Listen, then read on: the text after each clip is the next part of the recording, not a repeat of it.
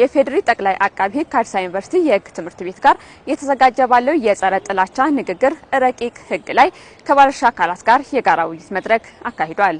የጥላቻ ንግግሩን ያደረገው ሰው እንደ ነገሩ ሁኔታ እስከ 5 ዓመት በሚደርስ ጽኑ እስራት ይቀጣል። የጥላቻ ንግግር ለማህበረሰቡ ወይም ለሶስተኛ ወገን እንዲደርስ በማሰብ በህትመት ወይም በጽሁፍ መልኩ ይዞ መገኘት ከ1 ዓመት በማይበልጥ ቀላል እስራት ወይም ከብር 5000 ያልበለጠ መቀጮ ቅጣት ይኖረዋል። የውይይት መድረኩ ተሳታፊዎችም በቀረበው ረቂቅ ሕግ ላይ የተለያዩ ጥያቄዎችን በማንሳት ከመድረኩም ምላሽ ተሰጥቶበታል። government authorities ወይ prominent individuals ዙሪያ ላይ የተጠቆመ አልመሰለኝም።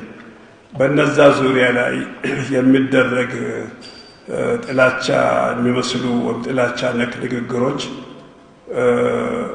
በምን አይነት ይስተናገዳሉ? ይህ አዋጅ በተለየ ሁኔታ ለከፍተኛ መንግስት ባለስልጣናት ምንም አይነት ጥበቃ አያረግም። እንግዲህ የኛ መነሻ የተለየ ጥበቃ እንደዛ ማድረግ አለበት ብለን አናስብም።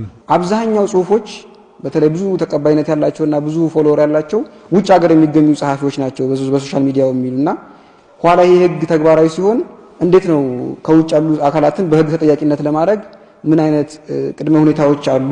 የቶቹ የቃላት ኮምቢኔሽኖች ሄት ስፒች የሚለውን ነገር ሊያመጡ እንደሚችሉ ፕሮቫይድ ማድረግ አለብን ማለት ነው።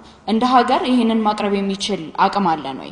እዚህ ጋር ያወራናቸው ያሉ ወንጀሎች በባህሪያቸው ንግግር ነው፣ ለአደባባይ ለሰው የሚሰራጭ ነውና በቤቱ ያለውን በልቡ የያዘውን በራሱ የግል ማስተውሻ የያዘው ነገር ወንጀል አይሆንም። የፈለገ ጥላቻ ቢሞላው የፈለገ ውሸት ቢሆን ሄዶ ለአደባባይ ለህዝብ ሲያረጋው ሲናገረው ሲያሰራጨው ነው። ያንን ምርመራ ለማድረግ አቅሙ አለን ወይ የሚል ጥያቄ ተነስቷል። አቅሙ ከሌለን አቅሙን መገንባት አለብን ነው እንጂ ይሄንን ነገር ወደ ኋላ ማለት ያለብን አይመስለኝም።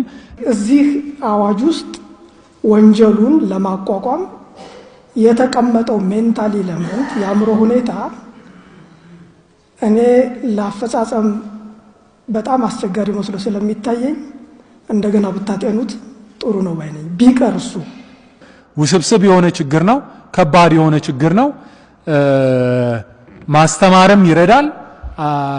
ሆን ብሎ የሚያጠፋውን ደግሞ እና በጣም ከባድ ጉዳት እያደረሰ ያለውን ደግሞ አውቆ የሚያጠፋውን እሱን ደግሞ መቅጣትና አደም ማስገዛትም አስፈላጊ ይሆናል። በቀጣይም ሕጉን ለሚተረጉሙና ተግባራዊ ለሚያደርጉ አካላት በቂ ስልጠና አስፈላጊ መሆኑንም አንስተዋል።